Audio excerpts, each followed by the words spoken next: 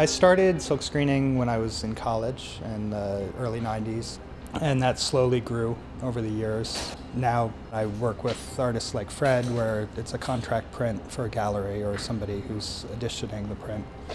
So working with Fred, we found the best way is for him to make a complete painting and then try to work from that.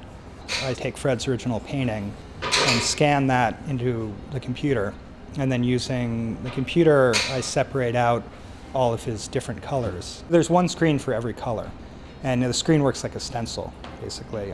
It either lets ink through or doesn't let ink through at any point. So first I'll print white everywhere that there's going to be any color to create a brighter background and kind of obliterate the New York Times. So we'll print one color, and then the prints go onto these drying racks, and then they'll dry for a couple of hours, and then we'll print the next color. And we could print between 3 and 5 colors in one day. I've been working on the New York Times series since about 2005, and like all the prints that I've been doing with the New York Times, there's this spotlight on what we construe as reality. But if that's objective reality, I like to maybe impose my subjective reality inside the photograph.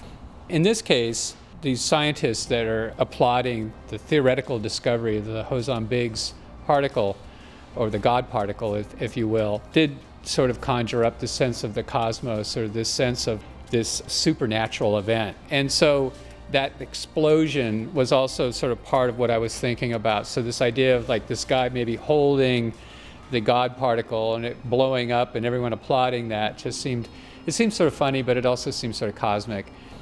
I mean, I still get the New York Times every day. Each morning, it's sort of like Christmas. What's the New York Times going to deliver to me? Not only is it just about the news, but is there going to be something I want to use for my work? I started playing with photography in the twilight of the chemical-based photography industry. And in a funny way, I'm playing with a print edition of the New York Times, maybe in its twilight. And coincidentally, I think, I'm utilizing digital media in order to make this work. And it's the same digital media that's sadly killing the print edition of the New York Times.